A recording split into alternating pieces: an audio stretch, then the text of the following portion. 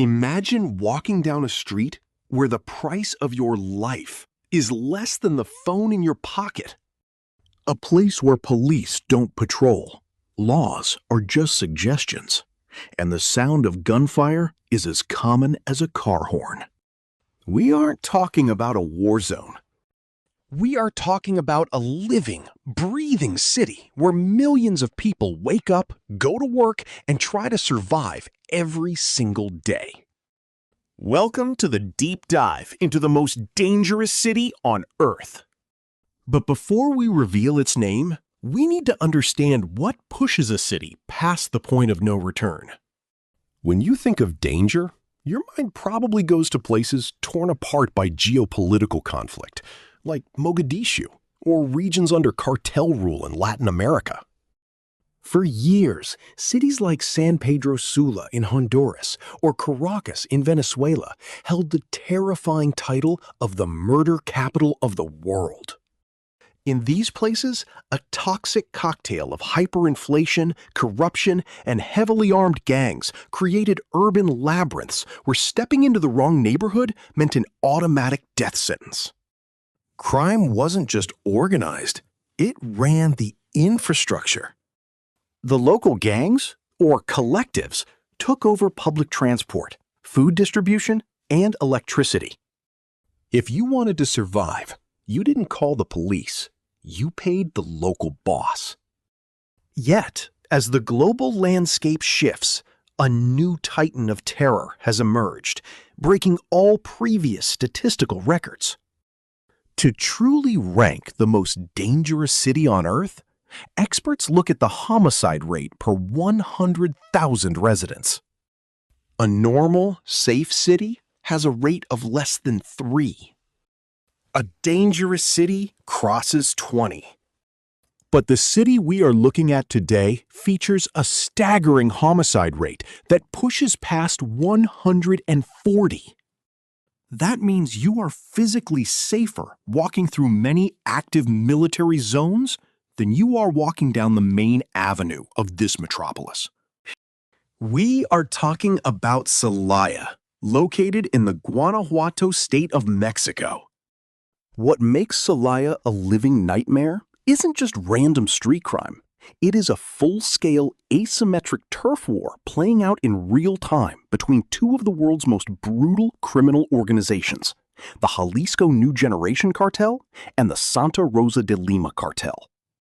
This city sits directly atop the most lucrative drug trafficking pipelines and fuel theft routes on the continent. In Celaya, the violence is highly theatrical. The cartels don't just eliminate rivals. They leave messages on billboards, execute public officials in broad daylight, and use commercial drones armed with explosives to drop payloads onto police stations. The local economy has been entirely hollowed out by extortion. Small businesses, family-owned restaurants, and even tortilla shops are forced to pay a monthly tax to the cartels. If a shop owner refuses, the consequence isn't a broken window. It's a tactical assault team firing automatic weapons into the storefront during regular business hours. The psychology of living in a place like this alters human behavior fundamentally. The city experiences an unofficial curfew.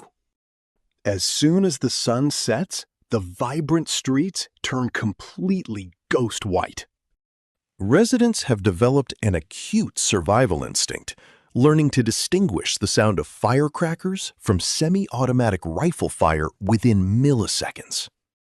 Social media pages in the city function as crowdsourced warning systems, where citizens track active shootouts, burning roadblocks, and military deployments in real time, so they know which streets to avoid on their commute home.